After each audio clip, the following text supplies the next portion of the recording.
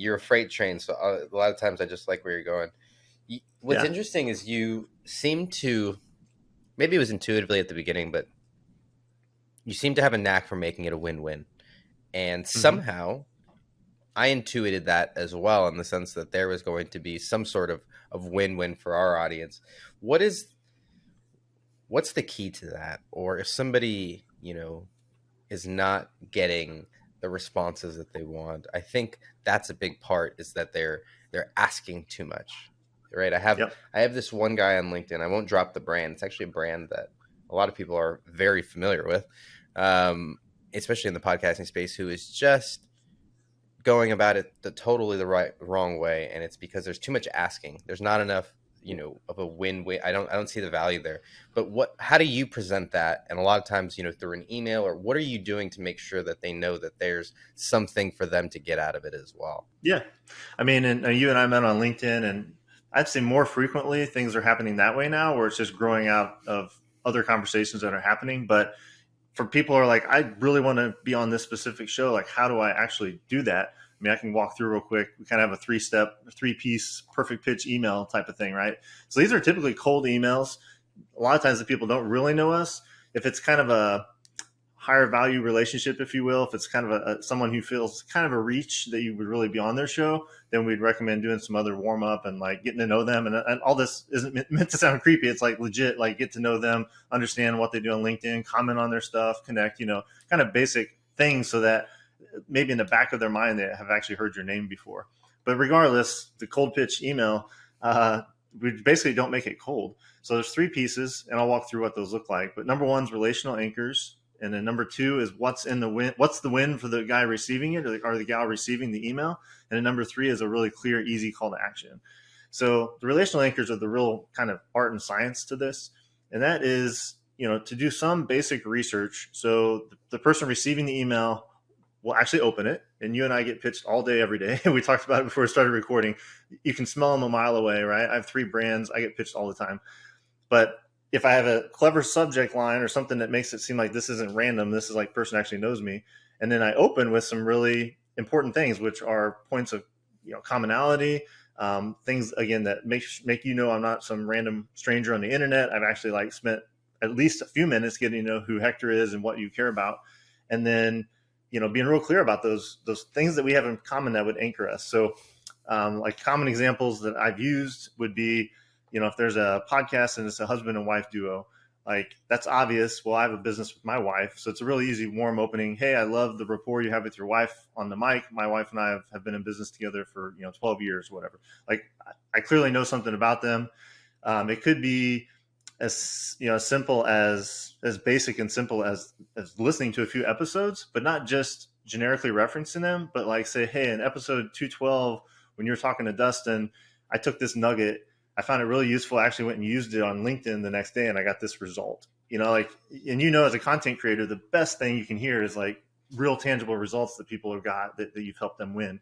So that's relational anchors, right? Again, points that you have in common, ways that they've helped you. It's just a way to kind of warm them up, get them to keep reading the email, and make them feel like this is a legit guy that's reaching out. Then the middle part, which is super important, is what's the win for the person reading this? And so if it's a podcast pitch, in this example, what I like to do, I know enough about their show and I know the general subject matter I'm going to cover. I've got 4 or 5 kind of magic bullet points, right? That'll end up in most of my emails like this, but they're customized to each show. So, that's basically a show outline. So I'm basically sending Hector, I've introduced myself, flattered him, said, I really like your content. And then I have a easy transition to say, I've been on several podcasts and I would love to share this with your audience, and then put 4 or 5 bullets that are like unique things that his audience would actually find interesting. And him as the podcast host he's like, oh, this is awesome. Like this dude's already outlined the show for me. I don't have to, I can just show up and record this. This is great. And of course those have some copywriting chops behind them. So they're interesting, curiosity inducing type of bullet points. And then the call to action, which I almost always use. Are you interested, Dustin? No links. Like I'll put the name of the company I'm with, some like Fire Creek Snacks, for example. But are you interested is a really nice call to action, because you're not committing to like saying, yes, you can be on my show, let's schedule a date. All I'm saying is, are you interested in all the stuff above? And it's a really easy way to get people to say yes and then enter a conversation to go from there. So that's the perfect pitch email. I know it sounds like a lot. The wonderful thing about it, though, is once you craft one for your brand and one target market. So if I'm Fire Creek Snacks, I want to be on e-commerce shows. Well, then 95% of that email is the same for every pitch. But critically, the very top few sentences are not, because they really need to be customized to each host, and as much as possible, customize the bullets, just a little bit. So yeah, just to get that something that would make their antenna raise. So is that helpful?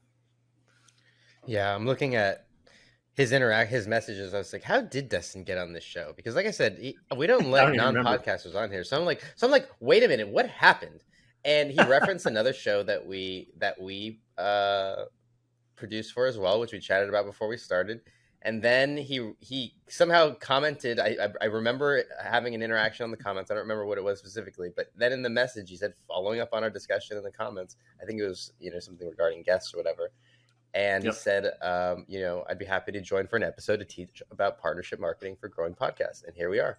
So, So what's no cool cold is that pitch email you're kind of required, but it still follows the same process, right? And again, this isn't at all meant to be manipulative. It's kind of like people hear me talk about it and are like, wait, you used that on me. I'm like, I guess I did, but but I'm only doing it because I really do feel like this is something that would be valuable to your audience, right? So, but it's the same thing. I still connected with you, and it happened to be on LinkedIn instead of an email, but I still commented on a post that you had commented on. I've hopefully added value to your comment, and then remarked, I did some basic research and remarked that we had points of commonality, and that, oh, you produced this show. I've actually, big fans of theirs. I have a certification from them.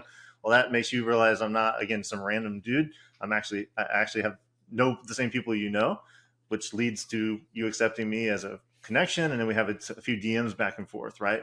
To the point that I had to delay this recording, and we can talk about why, but a very important meeting came up for me. And I think we had enough rapport that you weren't just like, well, screw off then if you're not going to come at the time. It's a fairly late cancellation that was out of my control.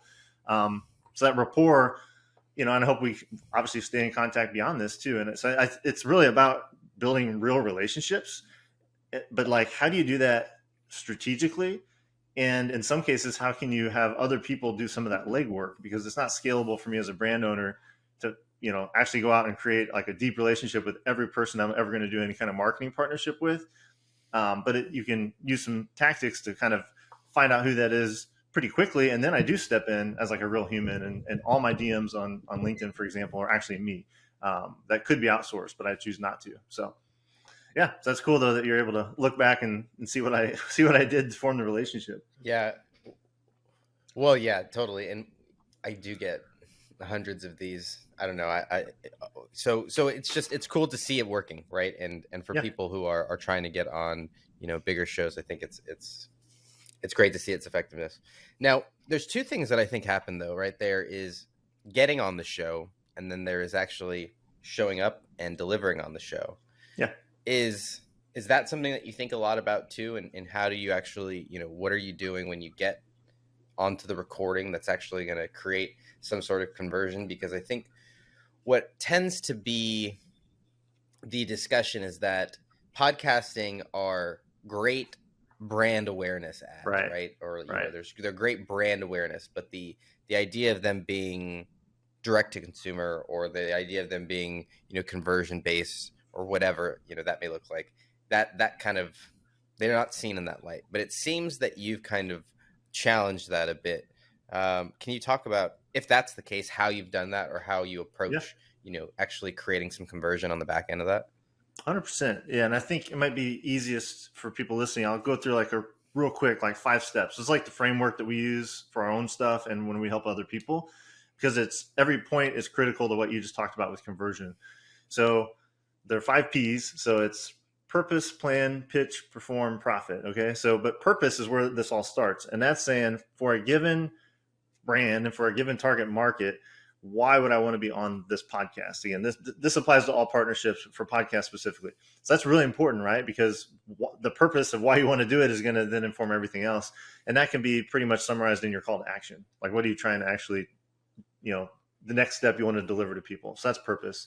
Plan is the research, right? So now I know why I want to be on shows. Now I need to find the right shows, prioritize those shows so I know who I want to talk to and who I have a chance of actually, being on a show.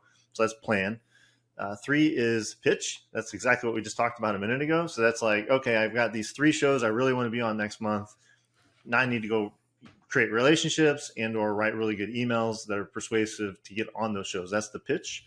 And then perform is, what do you do on the show, right? Like if I was on here talking about Fire Creek and I wanted to, and you were a ketogenic diet host, then I would be, of course, talking about the story behind how it was developed, the health benefits, other ketogenic clients, because I'd have a really easy, strong call to action at the end to go get a special bundle or a coupon code or whatever, right? But the perform is like, what are you doing to prepare for the show? What are you going to talk about on the show? Are there certain stories that you think that would resonate?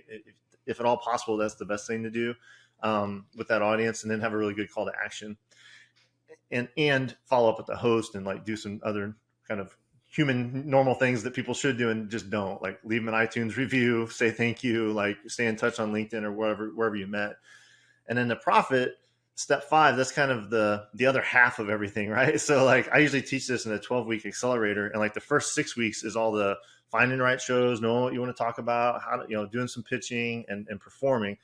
Just as importantly, the other 6 weeks is like how to profit from these appearances. And that is multi-leveled in the approach. But I think in a really simple way, I'll just say, think of it in 3 layers, right?